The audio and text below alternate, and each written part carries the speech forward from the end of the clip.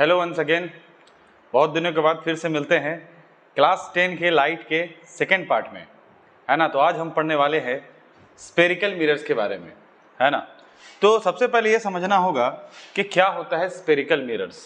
Obviously as its name indicate, spherical का मतलब क्या होता है, it will be sphere in shape, मतलब एक ऐसा मिरर जो कि स्पेरिकल इन शेप होगा, है ना, जो कि एक होलो स्फीयर के जैसा होगा। ऑब्वियसली स्फीयर है, इसका मतलब इसका एक सेंटर पार्ट होगा। लेट से कि स्पेरिकल मिरर का जो सेंटर है उसे हम कहेंगे C, और उसका जो रेडियस होगा उसे कहेंगे हम R। बहुत ध्यान में रखिएगा, काम आएगा आगे, है ना।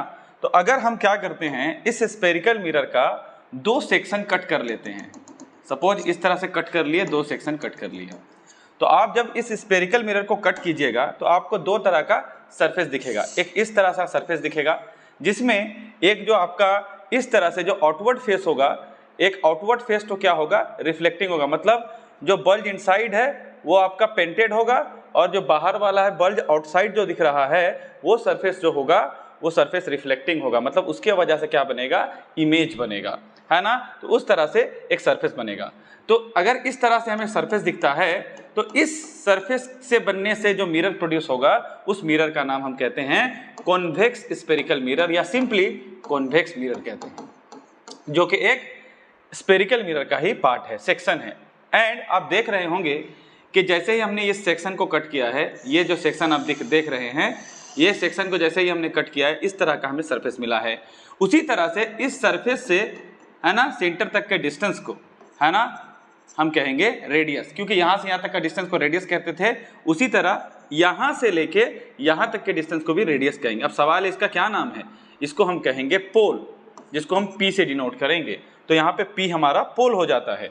उसी तरह से ये जो हमारा सेंटर था, हम यहाँ पे सेंटर को यहाँ पे वापस ला देंगे, और इसके डिस्टेंस को हम कहेंगे रेडियस, जिसे हम मिरर के भाषा में रेडियस ऑफ कर्वेचर भी कहते हैं।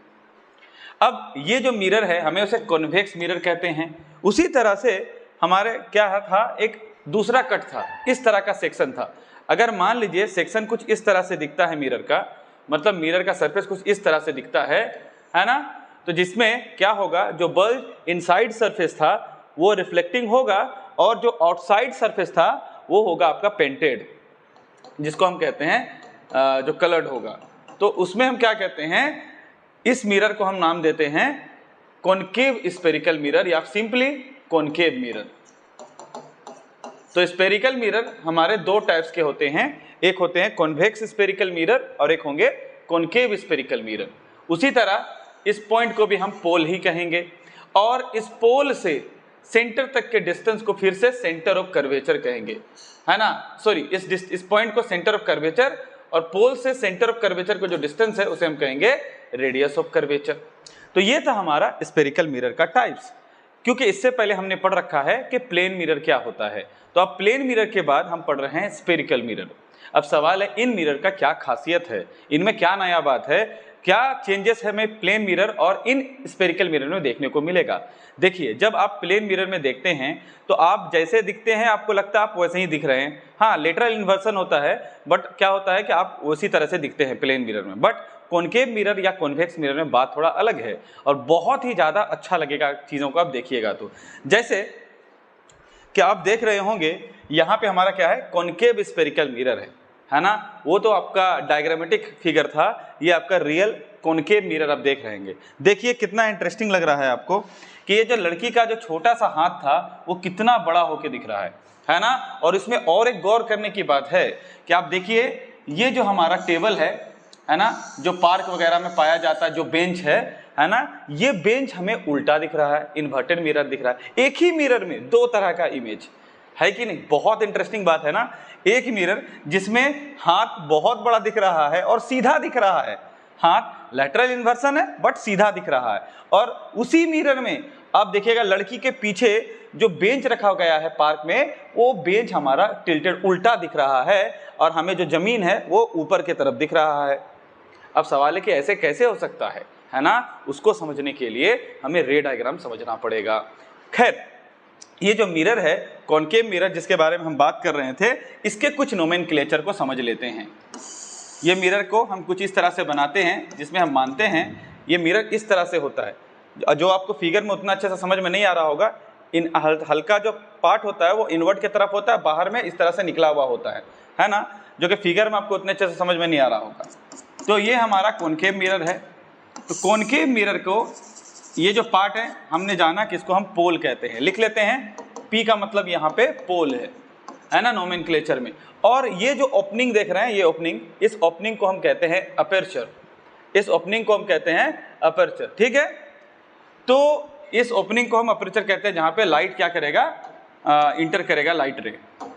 खैर, अब उसी तरह से अगर देखिएगा, इसको कहते हैं सेंटर ऑफ कर्वेचर, है ना, जो कि एक स्फीयर का ही सेंटर का पार्ट बनेगा। अगर इससे हम एक स्फीयर बना देंगे तो अब इस जो लाइन देख रहे हैं, ये जो लाइन देख रहे हैं, इस लाइन को हम कहते हैं प्रिंसिपल एक्सिस। इस लाइन का नाम प्रिंसिपल एक्सिस है, प्रिंसिपल एक्सिस कहते हैं इस लाइन को।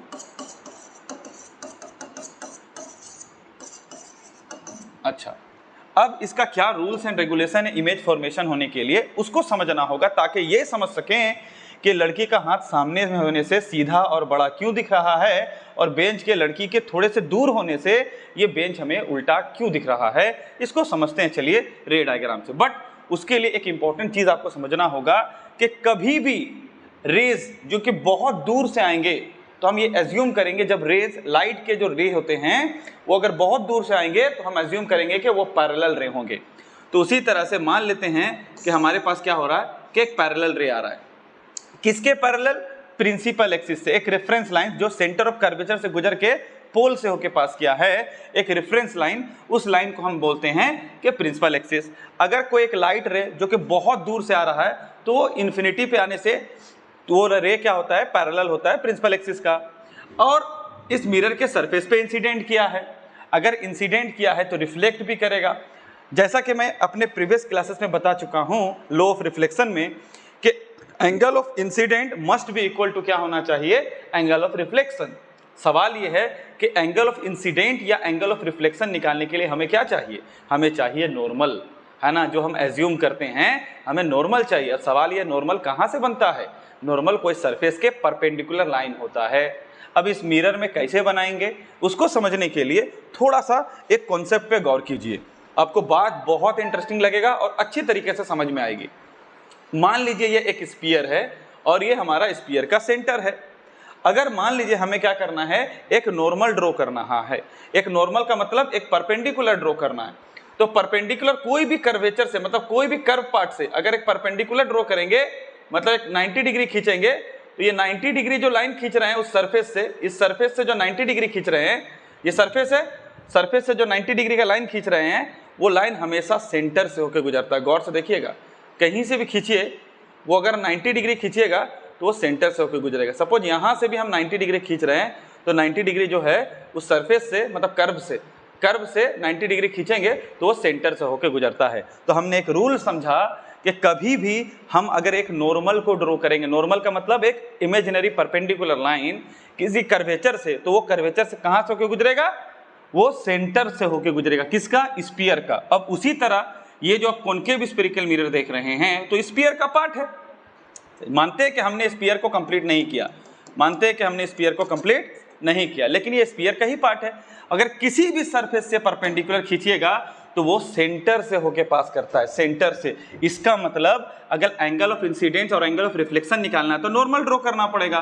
तो नॉर्मल ड्रॉ करने के लिए what we have to do, we have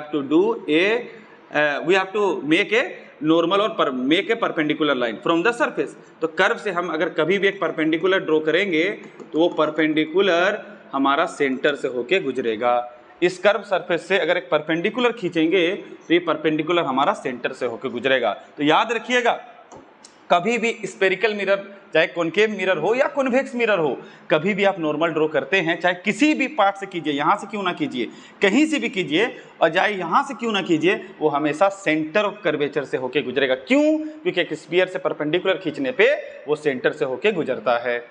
तो खैर, ये हमारा हो गया incident ray. And according to law of, आपका क्या कहते हैं, angle of incident equal to angle of reflection होता है, according to law of reflection, है ना। तो according to law of reflection angle of incident must be equal to angle of reflection. अगर ये नॉर्मल है और ये इंसिडेंट रे है तो रिफ्लेक्टेड रे क्या होना चाहिए, यहाँ से होना चाहिए। अब कहाँ से बनाएंगे, यहाँ से रिफ्लेक्टेड रे बनाएंगे, है ना। कैसा बनना चाहिए, है ना, angle of incident should be equal to क्या होना चाहिए, एंगल ऑफ रिफ्लेक्शन होना चाहिए। अब उसके बाद क्या होगा, ये जो रिफ्लेक्टेड रे क्या करेगा, कोई एक पॉइंट से पास करेगा, किससे, कहाँ पे, प्रिंसिपल एक्सिस में। प्रिंसिपल एक्सिस में ये जो रिफ्लेक्टेड रे है एक पॉइंट से पास करेगा। अब सवाल है इस पॉइंट को क्या कहते हैं, इस पॉइंट को कहते हैं प्रिंसिपल फोकस। मतलब प्रिंसिपल फोकस प्रिंसिपल एक्सिस में एक ऐसा पॉइंट है जहां पे कभी भी पैरेलल रे आएगा, चाहे कॉनकेव मिरर हो या कॉन्वेक्स मिरर हो, तो वहां से रिफ्लेक्शन के बाद प्रिंसिपल एक्सिस में जहां पे वो लाइन कट करेगा, लाइट का रे कट करेगा, उसी पॉइंट को प्रिंसिपल फोकस कहते हैं। तो इस समय दूसरा चीज पता चला कि एफ को कहते हैं प्रिंसिपल फोकस। अब एक दूसरा और चीज समझना होगा, है ना, इसके जो डिस्टेंस आप देख रहे हैं, मतलब प्रिंसिपल फोकस, हर चीज को पोल से मेजर किया जाता, हर चीज को पोल से मेजर किया जाता। तो आप जो फोकस देख रहे हैं, पोल से फोकस का जो डिस्टेंस है उसे कहते हैं फोकल लेंथ। मतलब हमारा फोकस पोल से कितने दूर में रखा हुआ है, तो स्मॉल एफ जो है उसको कहेंगे focal length. Please remember it, ये आपको काम आएगा आगे में न्यूमेरिकल में, ठीक है। और एक चीज गौर करने की बात है, ये ऑब्जर्व किया गया, बहुत ध्यान से समझिएगा कि जो प्रिंसिपल फोकस ये पाया गया कि प्रिंसिपल फोकस जो होता है वो हमेशा सेंटर ऑफ कर्वेचर और पोल के बीच में पाया जाता है। मतलब नियरली जो प्रिंसिपल फोकस होता है सेंटर ऑफ कर्वेचर और पोल के एकदम मिडिल में होता है। मिडिल में होता का क्या मतलब हुआ, इसका ये मतलब हुआ प्रिंसिपल फोकस अगर पोल से f डिस्टेंस में है, मतलब फोकल लेंथ f डिस्टेंस में है, तो यहाँ से यहाँ तक का डिस्टेंस भी f ही होगा, क्योंकि f तो मिडिल में है। इसका मतलब ये जो कंप्लीट लाइन है इसे तो हम रेडियस कह रहे थे, यहाँ से यहाँ तक को तो हम रेडियस कह रहे थे, रेडियस ऑफ कर्वेचर कह रहे थे। इसका मतलब ये हुआ वी हैव ए रिलेशन। क्या है relation, r is equal to f plus f, that is 2f। अभी मैं विदाउट साइन कन्वेंशन बता रहा हूं क्योंकि मैंने अभी साइन कन्वेंशन पढ़ाया नहीं है। जब मैं साइन कन्वेंशन पढ़ाऊंगा तो मैं साइन कन्वेंशन के साथ सिखाऊंगा, अभी मैं साइन कन्वेंशन के बिना बता रहा हूं। तो यहाँ पे क्या देख रहा हूं, r इज इक्वल टू क्या है, 2f है। आई होप सो, है ना, you can remember the equation r equal to 2f। ये बहुत इंपॉर्टेंट रिलेशन है जो आपको न्यूमेरिकल में काम आएगा। तो ये था हमारा नोमेनक्लेचर कॉनकेव मिरर का, कि कॉनकेव मिरर में किस किस पॉइंट को क्या क्या कहते हैं।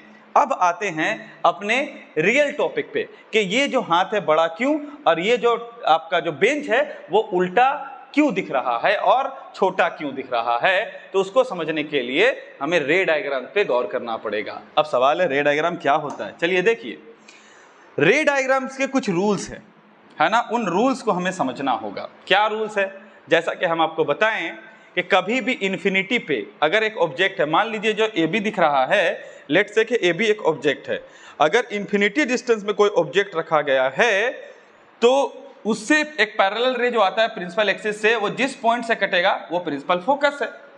और कॉनकेव मिरर हो या कॉन्वेक्स मिरर हो, इमेज बनाने का एक रूल है। अब इमेज बनाने का क्या रूल है, इमेज बनाने का ये रूल है कम से कम 2 लाइट रेज मीट करना चाहिए, कम से कम 2। अगर 2 से ज्यादा हुआ तो कोई बात नहीं, जितना ज्यादा रे मीट करेंगे इमेज उतना क्लियर और उतना ब्राइट दिखेगा, जितने कम रेज मीट करेंगे इमेज उतना कम ब्राइट दिखेगा। बट 2 रेज, कम से कम 2 रेज इनफ है एक इमेज का फॉर्मेशन के लिए। तो जिस लाइन पे या जहां पे हम देखेंगे 2 रेज, लाइट रेज मीट कर रहे हैं, वहां पे उस ऑब्जेक्ट का इमेज बनता है। मान लीजिए कि जो ए बी है ये बहुत दूर में रखा हुआ है, एग्जाम्पल मान लीजिए ये सन है, तो सन हमसे बहुत दूर में है ना, तो सन से जो रेज होंगे वो पैरेलल होंगे। तो जो सन से जो रेज होंगे वो क्या होते हैं, प्रिंसिपल फोकस पे बनते हैं। मतलब यहाँ पे कटने के बाद, क्योंकि ऑब्वियसली पैरेलल रे कहाँ पे कटेंगे, तो पैरेलल यहाँ से पैरेलल आएगा, नीचे से रे पैरेलल आएगा, और जहाँ पे मीट करेगा वहाँ पे इमेज का फॉर्मेशन होगा। आपको दिख रहा होगा फोकस में मीट कर रहा है। मतलब मान लीजिए यू को हम कह रहे हैं ऑब्जेक्ट डिस्टेंस, है ना, क्योंकि हम ये सिंबल यूज करते हैं, यू का मतलब ऑब्जेक्ट डिस्टेंस, के ऑब्जेक्ट कहाँ रखा गया है। मिसाल के तौर पर हमने यू को इन्फिनिटी पे रखा है ना, मैं साइन कन्वेंशन के बिना बता रहा हूँ, ठीक है। और तो हमारा इमेज का जो फॉर्मेशन है वी हमारा कहाँ पे फॉर्म हो रहा है, एफ पे फॉर्म हो रहा है। फिर से मैं बता रहा हूँ कि मैं साइन कन्वेंशन के बिना बता रहा हूँ, आगे साइन कन्वेंशन समझाऊंगा। तो जो हमारा इमेज बन रहा है, तो वी को मैं कह रहा हूँ इमेज डिस्टेंस, कि इमेज हमारा कहाँ पे फॉर्म हो रहा है, प्रिंसिपल फोकस पे, है ना। एक्चुअली इमेज डिस्टेंस और इमेज का लोकेशन अलग अलग चीज़ें हैं। ऑब्जेक्ट रखा गया, मान लीजिए आप कंफ्यूज हो जाइएगा, आप एक काम कीजिए, आप मान लीजिए O फॉर ऑब्जेक्ट, है ना, थोड़ा देर के लिए।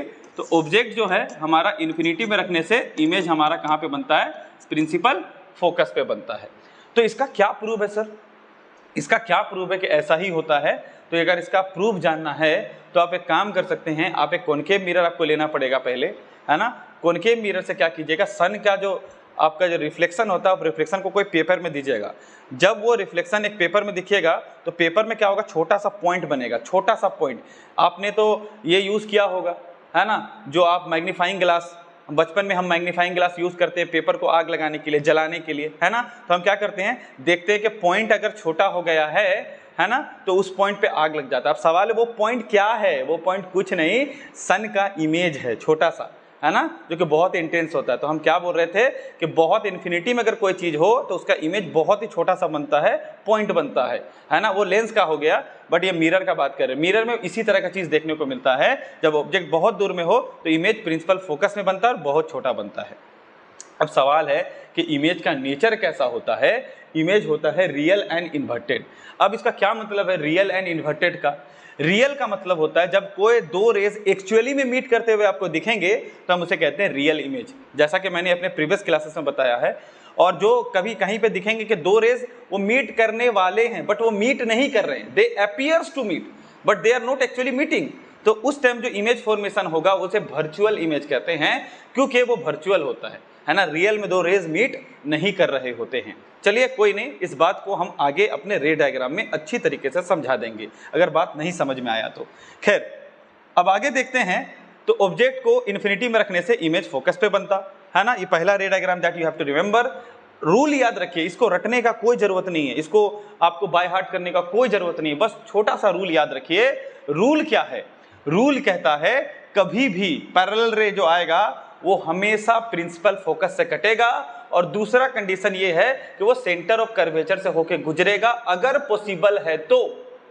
अब सवाल है पॉसिबल है तो क्या मतलब? अगर पॉसिबल नहीं है तो प्रिंसिपल फोकस से भी रे को पास कर सकते हैं एंड पोल से भी पास कर सकते हैं, लेकिन कम से कम दो रेस चाहिए, दो से ज्यादा होने से भी चलेगा, है ना। तो मैं इनमें समझा दे रहा हूं कि मैं क्या बोलना चाहता हूं। देखिए, जब ऑब्जेक्ट को हम बिहाइंड सी रखेंगे, मतलब एक कॉनकेव मिरर का सेंटर ऑफ कर्वेचर से पीछे रखेंगे, तो क्या रास्ता है? दो तरीका है। प्लीज रिमेंबर दैट ज्यादातर केसेस में यही होगा कि पैरेलल रे पहला आप प्रिंसिपल फोकस से पास कीजिएगा और दूसरा सेंटर ऑफ कर्वेचर से, अगर पॉसिबल है तो। याद रखना है आपको, इसी दो रे से आप रे डायग्राम बना सकते हैं, है ना। मतलब एक आपका पैरेलल रे आएगा जो कि फोकस से कटेगा और दूसरा रे सेंटर ऑफ कर्वेचर से जाके कटेगा, और जहाँ पे कटेगा उस पॉइंट पे क्या बनता है? इमेज।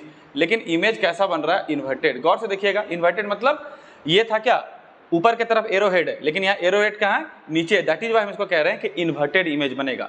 जब भी दो रियल मतलब दो जो रे है एक्चुअली में मीट करते हैं तो हमेशा इमेज रियल एंड इन्वर्टेड बनता है ना। अगर वो सीम्स टू मीट कर रहे हैं, मतलब वो एक्चुअल में मीट नहीं कर रहे हैं, कैसे पता चलेगा सर? ये रे डायग्राम में देखेंगे जब हम आगे बढ़ेंगे तो, है ना। तो एक सवाल मन में होगा कि angle of incident equal to angle of reflection तो होता है ना। तो यहाँ पे तो समझ में आ रहा है, क्योंकि हमने कहा कि अगर आपको नॉर्मल ड्रॉ करना है तो सरफेस से क्या कीजिए? परपेंडिकुलर लाइन कीजिए। तो परपेंडिकुलर लाइन हमेशा कहाँ से जाकर कटता है? सेंटर ऑफ कर्वेचर से। तो angle of incident equal to angle of reflection दिख रहा है। अब सवाल है, लेकिन यहाँ सेंटर ऑफ कर्वेचर से जो गया है वो वापस उसी लाइन पे आ गया है ना।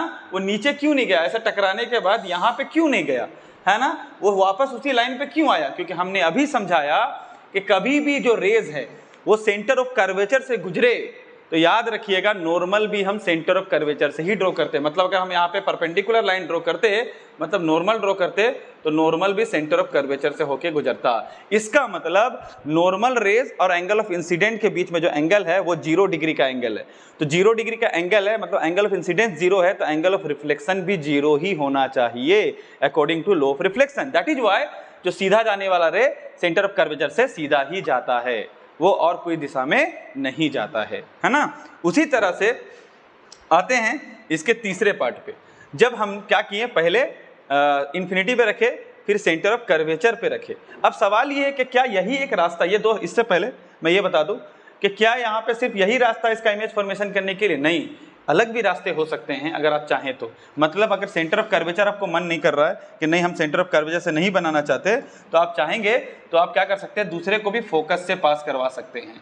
तो जब आप फोकस से पास कीजिएगा तो फोकस से पास किया हुआ रे कहाँ जाता है, पैरेलल जाता है। मतलब कभी भी रे को फोकस से पास कीजिएगा, जैसे आपने रे को पैरेलल रखा था तो वो फोकस से कटा, इसका कन्वर्स भी ट्रू है। मतलब अगर रे पैरेलल है तो फोकस से कटेगा, और अगर रे फोकस से जा रहा है तो रे पैरेलल जाएगा।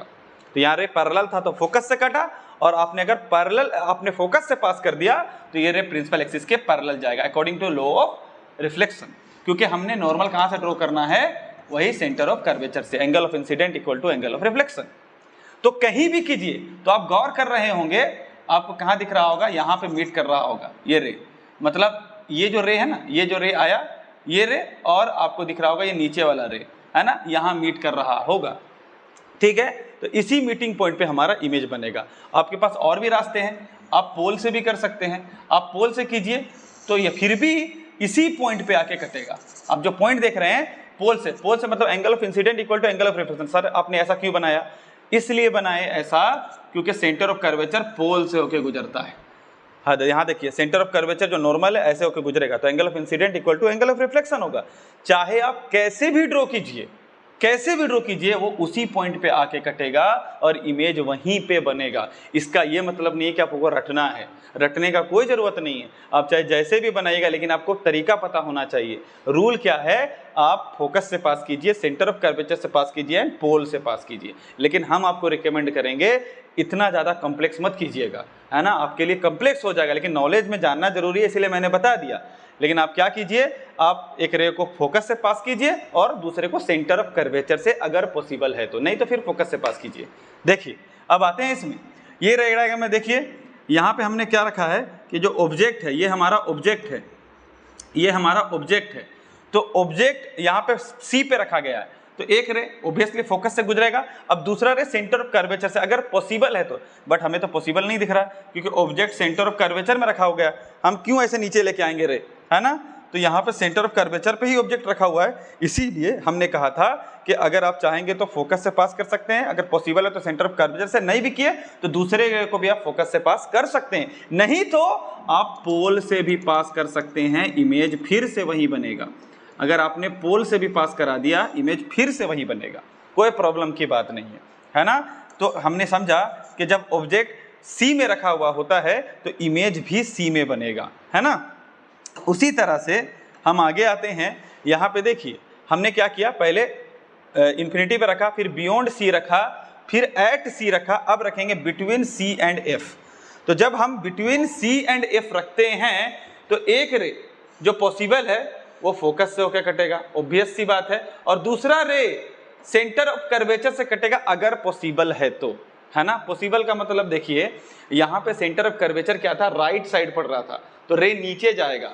यहाँ पे centre of curvature left side पड़ रहा है तो रे कहाँ जाएगा, पहले ऊपर जाएगा, प्लीज याद रखिएगा, फिर टकरा के वापस रे आएगा, फिर से आके गुजर के यहाँ पे कटेगा। ये एक तरीका है ना। क्योंकि सेंटर ऑफ कर्वेचर से कभी भी रेस जाता है तो वही डायरेक्शन में जाता है, क्यों, क्योंकि नॉर्मल सेंटर ऑफ कर्वेचर से ड्रॉ किया जाता है ना। तो ये भी एक तरीका है। दूसरा तरीका इसका ये भी है कि आप एक फोकस से पास कर दिए, दूसरा आप फिर भी फोकस से पास कर सकते हैं या फिर पोल से पास कर सकते हैं, इमेज वही बनेगा, कोई प्रॉब्लम नहीं है। लेकिन फिर भी मैं रिकमेंड कर रहा हूं कि आप फोकस और सेंटर ऑफ कर्वेचर को ही पकड़ के चलिए। यहां पर भी देखिए जब आप सी एंड एफ के बीच में रखे तो बियॉन्ड सी बना, है ना। उसी तरह से जब आप एट एफ पे रखिएगा, एट एफ पे रखिएगा, फोकस पे रखिएगा तो इमेज इन्फिनिटी पे बनेगा, मतलब बहुत दूर बनेगा, है ना। या फिर फोकस में कोई चीज़ को रखने से इमेज इन्फिनिटी पे बनता है ना। और इसका कन्वर्स ट्रू है। कन्वर्स का मतलब देखिए अगर आपने ऑब्जेक्ट को इन्फिनिटी में रखा था तो इमेज फोकस पे बना, उसी तरह अगर आप इमेज को अगर आप ऑब्जेक्ट को फोकस में रखेंगे तो इमेज इन्फिनिटी पे बनेगा। उसी तरह से अगर आपने ऑब्जेक्ट को बियॉन्ड सी रखा तो image between C and F है, और उसी तरह से अगर आपने ऑब्जेक्ट को बिटवीन सी एंड एफ रखा तो इमेज बियॉन्ड सी है। एक दूसरे का कन्वर्स ट्रू होता है ना। और सी में रखने से सी बनेगा। लेकिन ये है हमारा सबसे इंपॉर्टेंट कंडीशन, जिसके वजह से हम ये समझेंगे कि उस लेडी का जो हमारा हैंड था वो इतना ज़्यादा इनलार्ज्ड, है ना, और बड़ा क्यों दिख रहा था, है ना। उसको समझते हैं। देखिए, जब ऑब्जेक्ट को प्रिंसिपल, फोकस और पोल के बीच में रखा जाए, मतलब क्या है, हम शिफ्ट कर करके कहाँ लेके जा रहे हैं ऑब्जेक्ट को, हम स्फेरिकल मिरर के सामने लेके जा रहे हैं, कॉनकेव मिरर का। तो हमने क्या कर दिया, जो फाइनल पॉसिबल था कि हमने फोकस और पोल के बीच में रख दिया, मतलब बहुत ज़्यादा क्लोज रख दिया। तो जब हम बहुत ज़्यादा क्लोज रख देंगे, है ना, एक रे ऑब्वियस सी बात है वो। अच्छा, यहाँ पे देखिए रे डायग्राम, ये क्या किया है, ये रे डायग्राम में एक को पोल से पास किया है और एक को सेंटर ऑफ कर्वेचर से। लेकिन आप चाहें तो यहाँ पे आप क्या कर सकते हैं, एक रे को आप चाहेंगे तो इस रे को भी फोकस से पास कर सकते हैं, इस रे को भी फोकस से पास कर सकते हैं। ठीक है, कि आप अगर बुक्स वगैरह देखेंगे, है ना, एनसीईआरटी या डिफरेंट रेफरेंस बुक से आप देखेंगे तो आपको देखेंगे आप यहाँ पे फोकस से भी पास कर सकते हैं, कोई प्रॉब्लम की बात नहीं है ना। लेकिन आपके पास तरीके हैं, है ना, कि आप एक क्या कीजिए, एक पोल से पास कर दीजिए और दूसरा सेंटर ऑफ कर्वेचर से अगर पॉसिबल है तो, नहीं तो फोकस से भी पास कर सकते हैं। तो क्या होगा, ये जो दोनों रेज है, यहाँ पे दोनों रेज फैलते हुए दिखेंगे, मतलब इस साइड दोनों रेज का मीट करने का कोई चांसेस नहीं है। तो हम ये एज्यूम करेंगे, क्योंकि इस साइड थोड़ा चांस लग रहा है मीट करेंगे, लेकिन ये मिरर के उस पार कैसे मीट करेगा, पॉसिबल तो नहीं है। लेकिन हम एज्यूम करेंगे अगर वो मीट करना होता तो उस पार जरूर मीट कर जाता। दैट इज व्हाई इसको कहते हैं they seems to meet, they are not actually meeting, two rays are not actually meeting but they are appears to meet. तो इससे जो इमेज का फॉर्मेशन होगा वो रियल नहीं होगा। अब तक जो भी पढ़ रहे थे वो रियल था, यहाँ पे रियल नहीं बल्कि वर्चुअल होगा। और वर्चुअल होने से इमेज क्या बनेगा, वर्चुअल बनेगा और सीधा बनेगा। देखिए, ऑब्जेक्ट भी सीधा, इमेज भी सीधा, बट फर्क इतना है कि ऑब्जेक्ट छोटा दिख रहा है और इमेज बड़ा दिख रहा है। अगर ऐसे रखिएगा तो ऑब्जेक्ट छोटा दिखेगा, इमेज बड़ा दिखेगा। देखिए, यहाँ पे भी ऐसा नहीं कि इमेज बड़ा नहीं दिख रहा था बोल के, यहाँ भी दिख रहा था। अगर C एंड F के बीच में रखिएगा तो ऑब्जेक्ट छोटा और इमेज बड़ा दिखेगा, बट इन्वर्टेड दिखेगा। यहाँ पे हर कंडीशन में इन्वर्टेड है, हर कंडीशन में यहाँ पे कहीं भी देख लीजिएगा तो इमेज इन्वर्टेड है, मतलब उल्टा है। बट एक कंडीशन है C एंड F के बीच में जिसमें इमेज सीधा दिखेगा और बड़ा दिखेगा ऑब्जेक्ट से। तो इससे ये पता चला कि ये जो लेडी का हाथ बड़ा इसलिए दिख रहा था क्योंकि ये कॉनकेव मिरर का बहुत ही सामने इसने हैंड को रखा था, जिससे इसका हैंड इस कॉनकेव मिरर का आपका प्रिंसिपल, फोकस और पोल के बीच में था, जिससे इमेज हाथ इसका सीधा दिख रहा है, मतलब इरेक्ट, वर्चुअल एंड इरेक्ट, और इसका साइज ऑब्जेक्ट से बड़ा दिख रहा है इमेज का साइड। बट ये जो बेंच है ये उल्टा दिख रहा है। रीजन, क्योंकि ये C एंड F के बीच में नहीं बल्कि उससे पीछे रखा गया है, जिसके वजह से ये इन्वर्टेड दिख रहा है। That is the conclusion of रे diagram of concave spherical mirror. चलिए अब आते हैं इसका दूसरा पार्ट पे, that is convex spherical mirror. अब सवाल है कि क्या होता है कॉन्वेक्स स्फेरिकल मिरर, है ना। ये एक इस तरह का मिरर होता है जिसमें आउटर सरफेस, जो बल्ज आउटवर्ड सरफेस है, वो रिफ्लेक्टिंग होते हैं, मतलब उसमें इमेज फॉर्म होगा, और इनवर्ड सरफेस पेंटेड होता है, जिसके वजह से ये वाइड रेंज ऑफ व्यू को कैप्चर कर सकता है। वाइड रेंज ऑफ व्यू का क्या मतलब है, ये मतलब बहुत ज्यादा एरिया को दिखा सकता है। हम जब कॉनकेव मिरर को देखते हैं ना, तो हमको अगर मान लीजिए इस तरह से देखेंगे तो हमारा फेस वगैरह ही कुछ दिखेगा, लेकिन कॉन्वेक्स मिरर में देखेंगे तो फेस के साथ साथ हमारे आसपास के भी एरिया नजर आएगा। इस मिरर में ये खासियत है कि ये वाइड रेंज ऑफ व्यू दिखाता है। क्यों दिखाता है, वो इसलिए दिखाता है क्योंकि ये क्या करता है, हमेशा ऑब्जेक्ट से छोटा इमेज फॉर्म करता है। इस मिरर का एक खास बात है, इसका इमेज हमेशा ऑब्जेक्ट के साइज से छोटा होगा, और कॉनकेव मिरर में अगर वो वर्चुअल बना दे तो ऑब्जेक्ट से बड़ा होगा उसका इमेज। ये याद रखिएगा, इससे क्वेश्चन आते हैं। ठीक है, यहाँ पे क्या बोल रहे थे, इसका रे डायग्राम को समझ लेते हैं, है ना। ये हमको दिख रहा है कॉन्वेक्स स्फेरिकल मिरर, जिसका रिफ्लेक्टिंग पोर्शन जो रहेगा, है ना, एक ही रे डायग्राम है, ज्यादा रे डायग्राम को आपको याद रखना नहीं है ना। क्या कर सकते हैं, कहीं पर भी आप रख दीजिए इसको, है ना। तो पहले एक चीज समझिए, कभी भी जो पैरेलल रे है वो हमेशा क्या करता है, प्रिंसिपल फोकस से कटता है। बट सवाल ये है कि ये रे नीचे जाएगा कि रे ऊपर जाएगा, है ना। ये कैसा मिरर है, कॉन्वेक्स मिरर है, और इसका रे जो है ये ऊपर जाएगा, नीचे नहीं मुड़ेगा। अब ये मन में सवाल होगा कि क्यों, क्योंकि कॉनकेव मिरर में तो रे तो नीचे मुड़ा था, कॉन्वेक्स मिरर में रे ऊपर क्यों मुड़ा है, उसके पीछे का रीजन समझिए, है ना। ये कॉन्वेक्स मिरर का सेंटर कहाँ पे होता है, राइट साइड, क्योंकि इसका स्फीयर को कंप्लीट कीजिएगा तो सेंटर राइट साइड आएगा, है ना। और और इसका जो फोकस होता है ऑब्वियसली मिडिल में होगा। हमने कहा अभी पोल और सेंटर ऑफ कर्वेचर के बीच में होता है फोकस। कभी भी याद रखिएगा एक पैरेलल रे है वो हमेशा कहाँ से कट के जाना चाहता है, प्रिंसिपल फोकस से होके कट के जाना चाहता है। अगर वो जाए तो फोकस तो लेफ्ट साइड है ही नहीं, है ना, अब फोकस वो राइट साइड है और ये रे ऊपर चला गया। ये ऊपर क्यों गया उसको समझने के लिए आपको यहाँ से एक नॉर्मल ड्रॉ करना पड़ेगा। और हमने कहा था कि कभी भी आप नॉर्मल को ड्रॉ कीजिएगा वो नॉर्मल हमेशा सेंटर ऑफ कर्वेचर से होके गुजरेगा। तो नॉर्मल हमारा सेंटर ऑफ कर्वेचर से होके गुजरता है। तो इसका मतलब ये हुआ हमारा एंगल ऑफ इंसिडेंस, और यहाँ पे ऊपर में हो गया angle of reflection, that is why ये ऊपर गुजरा। अब सवाल है सर नीचे क्यों नहीं गुजरा, क्योंकि नॉर्मल तो ऊपर है। अगर ये नीचे गुजरता तो भाई एंगल ऑफ रिफ्लेक्शन तो नॉर्मल से ना बनता है, नॉर्मल के बिना तो नहीं बन सकता ना। तो नॉर्मल ऊपर है तो रिफ्लेक्शन भी ऊपर ही होगा according to law of reflection, that is why ये नीचे नहीं ऊपर मुड़ेगा।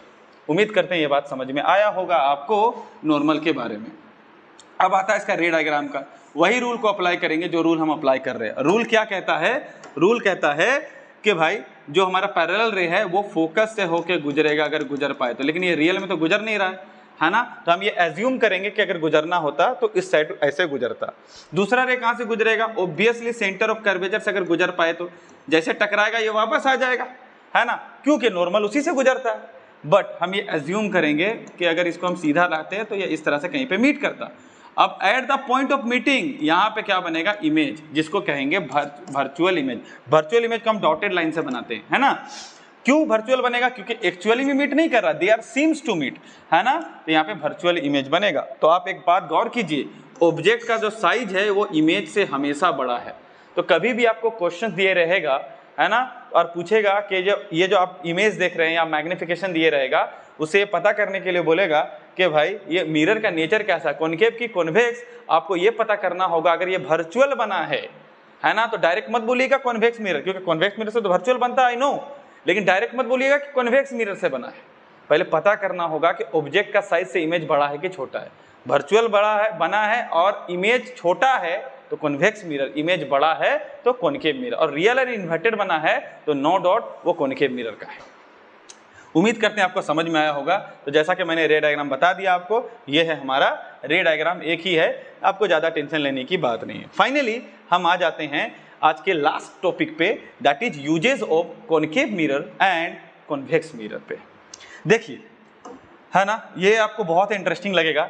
आप देखे होंगे जो कॉनकेव मिरर होता है, हमने समझा कॉनकेव मिरर का खासियत अगर सामने से देखा जाए तो चीज़ों को बड़ा करके दिखाया जाता है। तो लड़कियों का मेकअप करने के लिए, शेविंग करने के लिए काम आएगा, क्योंकि हमें बड़ा करके दिखाएगा। तो रटने का जरूरत नहीं है, समझिए चीज़ें याद रह जाएगी। तो अगर कॉनकेव मिरर है तो चीज़ों को बड़ा करके दिखाएगा, क्योंकि सामने रखिएगा तो वर्चुअल बनेगा और इनलार्ज बनेगा, है ना। और हम चेहरा सामने से देखते हैं, बहुत दूर से नहीं, है ना। और हमें अगर शेविंग करना हो तो सामने से देखते हैं। तो ये भाई एग्जाम्पल है कॉनकेव मिरर का। किसमें काम आता है, शेविंग मिरर, मेकअप मिरर, है ना। डेंटिस्ट अगर दांत को चेक करता है तो उसमें भी क्या लगे रहता है, कॉनकेव मिरर लगे रहता है, क्योंकि सामने से चाहिए और बड़ा इमेज चाहिए, है ना। उसी तरह से ये कॉनकेव मिरर क्या होता है, टॉर्च में भी लगे हुए रहता है और सोलर फर्नेस में। सवाल है क्यों भाई टॉर्च में क्यों लगे रहता है, क्योंकि हम जानते हैं कि जो लाइट जलता है वो लाइट चारों तरफ फैलने का कोशिश करेगा, बट हम चाहते हैं कि लाइट का इंटेंसिटी ज़्यादा हो, तो इस टॉर्च के बैक साइड में क्या करते हैं, मिरर लगा देते हैं। मतलब कोई भी कार हो, कार का हेडलाइट में पीछे साइड देखिएगा तो क्या लगे रहता है, मिरर लगे रहता है। क्यों, ताकि हम चाहते हैं कि लाइट बीम जो है वो थोड़ा सा इंटेंस हो। क्यों लगाते हैं, वो इसलिए लगाते हैं क्योंकि हम चाहते हैं कि जो रे है रिफ्लेक्ट करके पैरेलल जाए, रिफ्लेक्ट करके पैरेलल जाए। अगर बहुत सारे पैरेलल बीम ऑफ लाइट जाएंगे तो लाइट का जो इंटेंसिटी है वो ज़्यादा होगा, चमक ज़्यादा होगा, है ना। इसीलिए हम ये टॉर्च वगैरह में भी यूज करते हैं। अब आते हैं कॉन्वेक्स मिरर का यूज कहाँ पे करते हैं। तो convex mirror shown a wide range of view with their smaller virtual image. ये तो बता चुका हूँ कि ये वाइड रेंज ऑफ व्यू दिखाते हैं, है ना, और उसका जो इमेज होता है वो छोटा होता है।